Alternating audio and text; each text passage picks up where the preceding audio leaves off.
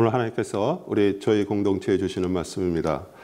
골로새서 1장 24절에서 29절, 골로새서 1장 24절에서 29절. 내가 이제 너희를 위하여 받는 괴로움을 기뻐하고 그리스도의 남은 고난을 그의 몸된 교회를 위하여 내 육체에 채우노라.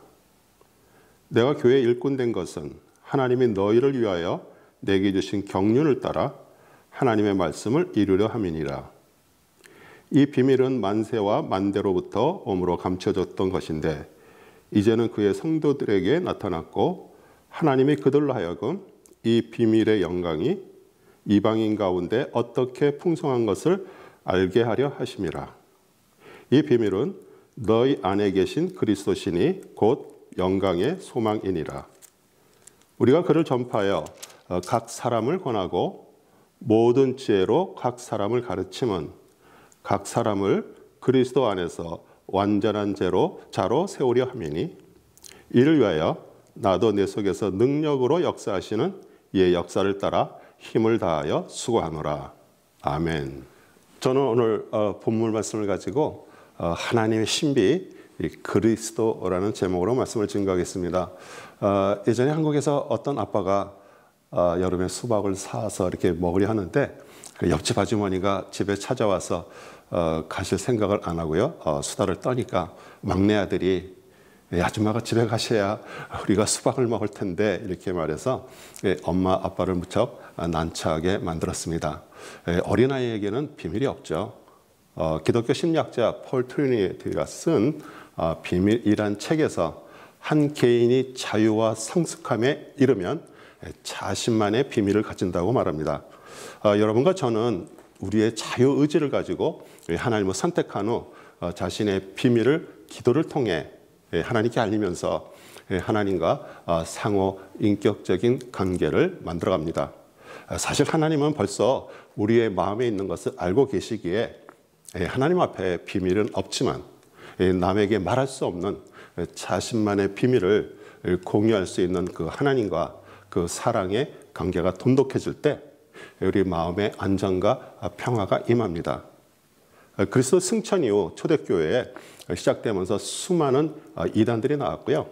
자신들만 하나님의 비밀을 알고 있는 것처럼 그리스도인들을 유혹하는 무스테리온이라는 파들이 있었습니다. 비밀, 미스터리가 헬라어로 무스테리온인데요.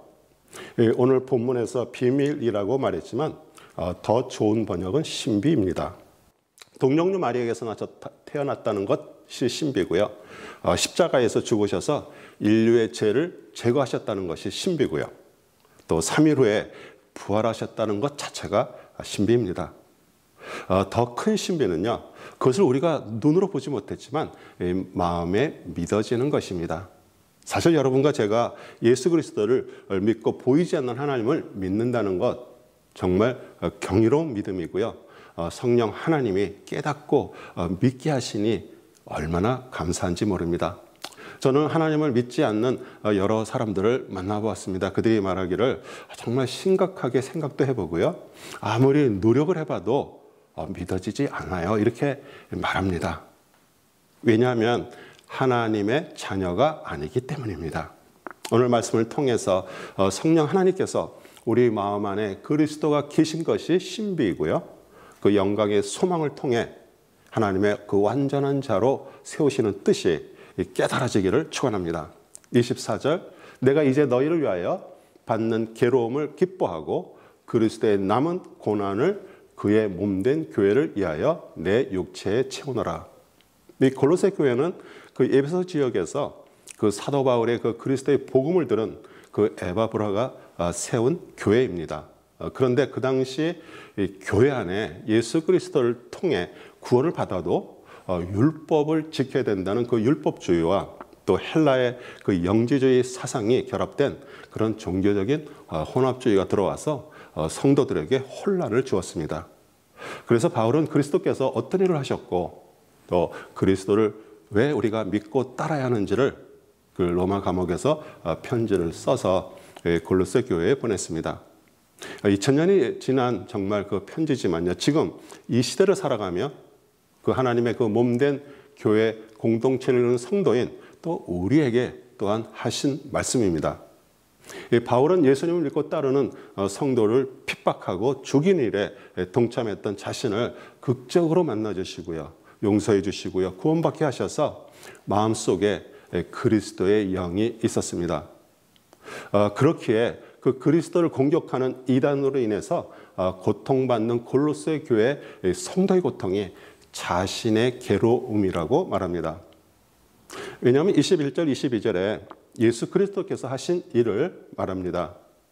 전에 악한 행실로 멀리 떠나 마음으로 원수가 되었던 너희를 이제는 그의 육체의 죽음으로 말미암아 화목하게 하사 너희를 거룩하고 흠없고 책망할 것이 없는 자로 그 앞에 세우고자 하셨으니, 이 골로새 교회들 성도들처럼 여러분은 어떻게 구원을 받으셨습니까? 골로새서 1장 13절, 그가 우리를 흑암의 권세에서 건져내사 그의 사랑의 아들의 나라로 옮기셨으니 그 아들 안에서 우리가 구속 곧 제사함을 얻었도다. 왜 그의 사랑의 아들의 나라라고 말할까요? 여러분과 저를 그 하나님의 아들이신 예수님을 그 십자가에 죽인 사랑으로 옮겼기에 그냥 나라가 아니라 그 하나님과 화목된 그 사랑의 나라 백성이 되었습니다. 이제 하나님께서 말하시는 실제적인 인생의 삶이 시작되었고요. 새 마음을 받았기에 거룩하고 흠없고 책망받을 것이 없는 하나님의 자녀로 만들어 가실 것입니다. 그러면 그리스도의 남은 고난을 그리스도의 몸인 교회를 위하여 바울과 같이 여러분의 육체에 어떻게 채울 수 있을까요? 먼저 그 그리스도의 남은 고난이 무엇인지 알아야 채울 수가 있는데요. 그 남은 히스테레마는요, 가난이란 뜻으로 그리스도가 그 가난해졌다는 것은 구원받은 하나님의 자녀들을 부여하기 위함이었습니다. 고린도후서 8장 9절, 우리 주 예수 그리스도의 은혜를 너희가 알거니와 부여하신 이로써 너희를 위하여 가난하게 되심은 그의 가난함으로 말미암아 너희를 부여하게 하려 하심이니라. 우리 심령이 가난한 자는 복이 있나니 천국이 저의 것이며, 구원받고 정말 하나님의 뜻대로 살려고 애를 써도요, 잘 안 되고요. 삶에서 육신의 탐심과 남을 정죄하는 마음, 그리고 용서하지 못하는 것이 그 자신 안에 그대로 있다는 것을 압니다. 그리고 마음이 괴로워 주님께 정말 어찌할 바를 모르고 고통하며 기도하며 아랠 때 하늘에서 하나님의 은혜, 위로가 임합니다. 그의 몸된 교회는 구원받은 성도들의 육체를 말하기에 바울처럼 여러분과 저도 그 육체에 채운다는 것은 성령 하나님으로부터 인도함 받는 것을 말합니다. 갈라디아서 5장 17절, 육체의 소욕은 성령을 거스리고 성령은 육체를 거스르느니 이 둘이 서로 대적함으로 너희가 원하는 것을 하지 못하게 하려 함이니라.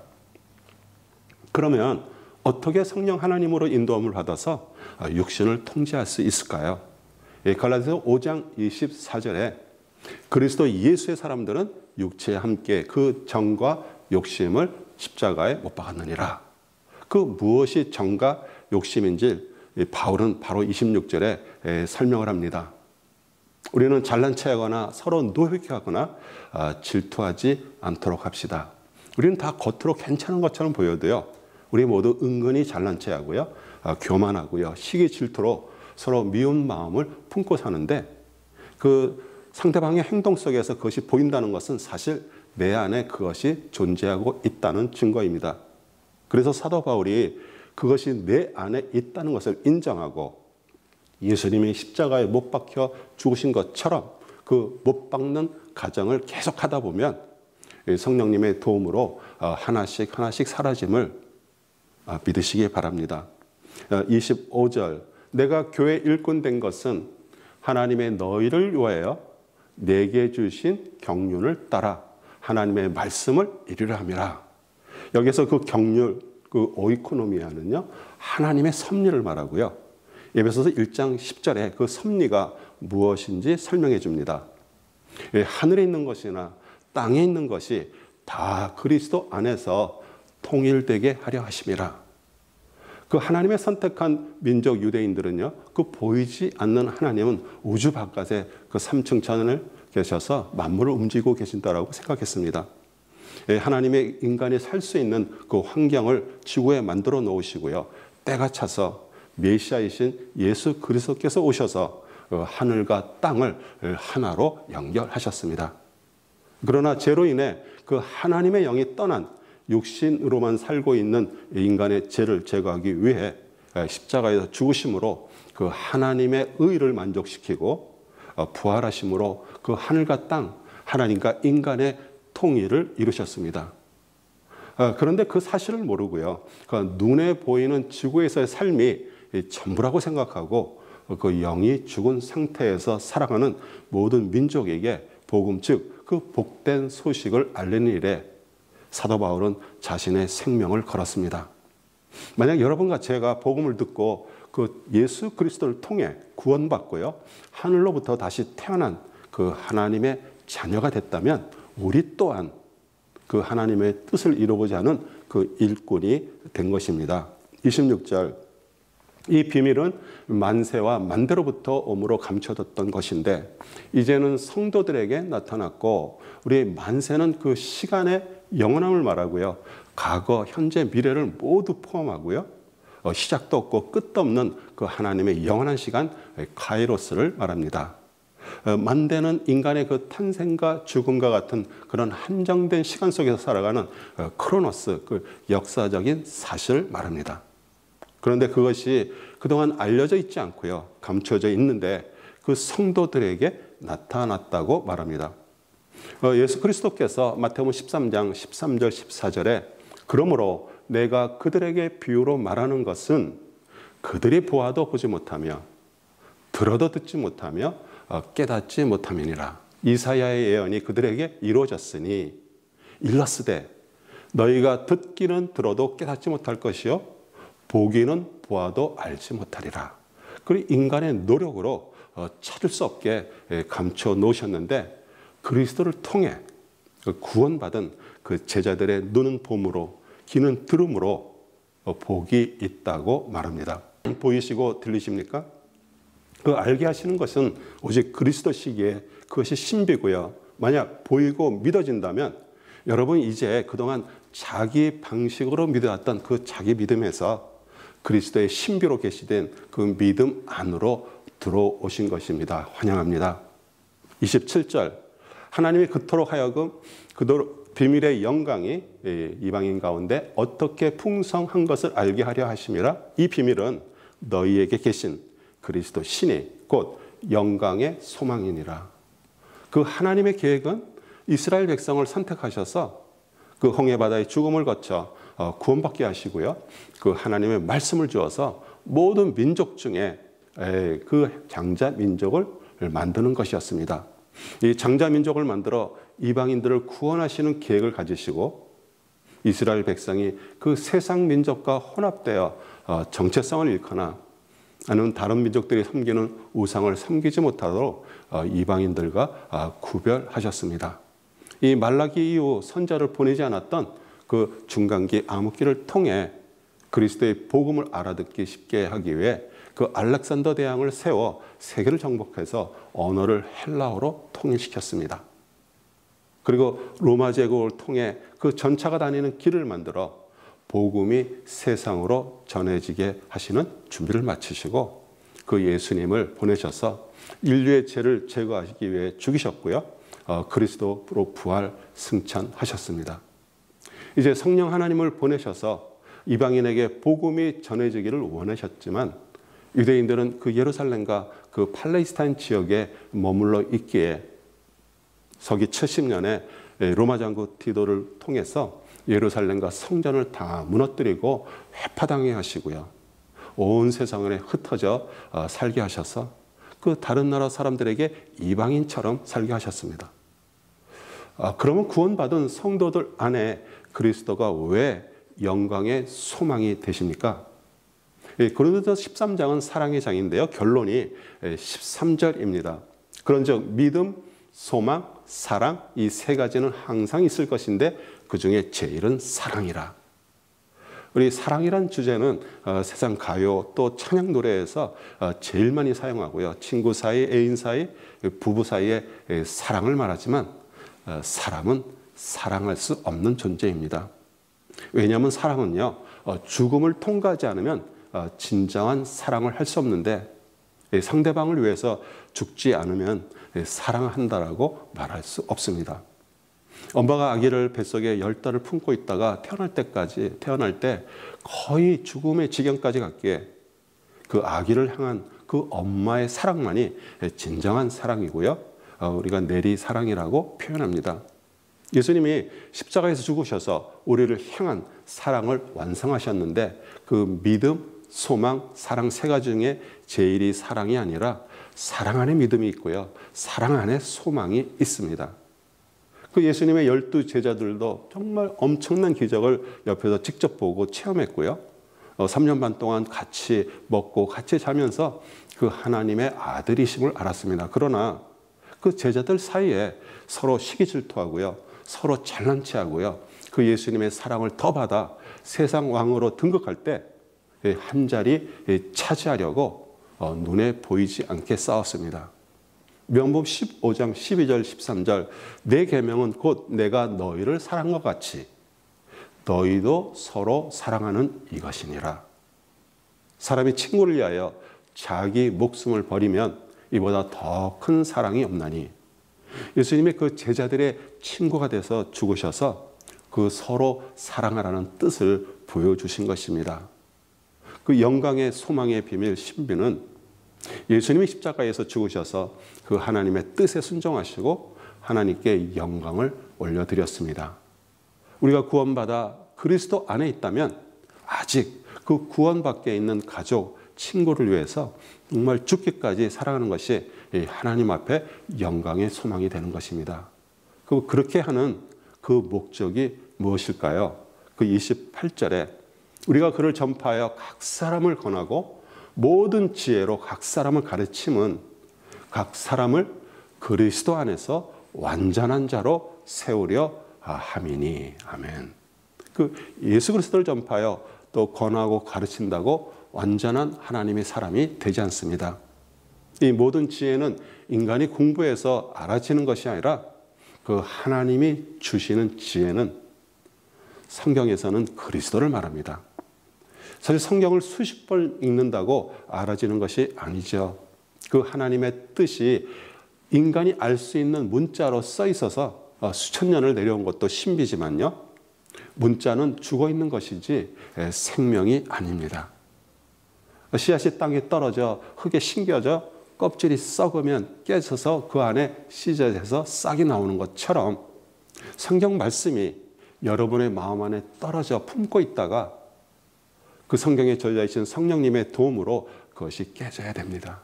이제 그 말씀의 싹이 나와 마음 안에서 자라면서 그 말씀에 순종해서 살아갈 때 점점 완전한 사람이 되어가는 것이고요. 그것 자체가 신비로운 일입니다. 29절 이를 위하여 나도 내 속에서 능력으로 역사하는 이의 역사를 따라 힘을 다하여 수고하노라. 내 속에서 능력으로 역사하시는 이 우리 성령 하나님이시고요. 그리스도의 영이십니다. 사도 바울이 그 능력이 있는 것이 아니라 그리스도의 마음이 바울 안에서 역사를 하니 그리스도의 능력이 밖으로 표출된 것입니다. 우리 교회 2025년 저희 교회 표가 그리스도는 흥하고 나는 망하는 해입니다. 요한복음 3장 30절 그는 흥하여야 하겠고 나는 쇠하여야 하리라 하니라. 만약 여러분과 제가 망하면 그리스도의 능력이 흥해지면서 그 세상이 감당하지 못하는 사람이 되는 것입니다. 아멘. 우리 사랑하는 성도 여러분, 하나님께서 우리를 이 세상에 태어나게 하시고 오늘까지 살게 하신 것은 그 하나님의 완전한 자로 만드시기 위함입니다. 만세 하나님의 그 영원한 시간 속에 또 만대 인간의 역사적인 시간 속에 감춰졌던 비밀, 신비 메시아이신 예수님을 인간으로 보내셨습니다. 이제 그 인간의 죄를 제거하기 위해 그 죄 없는 예수님을 십자가에 죽이셔서 그 끊어졌던 하나님과 인간의 관계를 연결하신 것도 신비입니다. 육신으로 받는 그 처절한 죽음을 두렵지만 순종하심으로 받으시고 죽으셨기에 3일 후 부활하심으로 그리스도가 되셨습니다.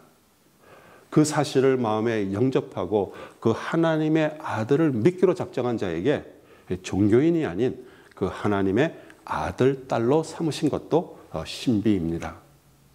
입으로만 사랑을 말하고 마음속에는 잘난 체하고 교만하고 그 시기 질투하던 자를 예수님과 같이 십자가에서 그 육신과 자를 못 박아 죽이는 것, 정말 죽기보다 싫은 것을 할 수 있도록 도와주시는 그 성령님의 은혜도 신비입니다. 세상에서 그 죄악 속에서 뒹굴고 살던 자를 그리스도를 통하여 그 하나님의 완전한 자로 만들어 기쁨으로 살게 하시는 우리 주 예수 그리스도의 이름을 찬양하며 그 이름으로 기도합니다. 아멘.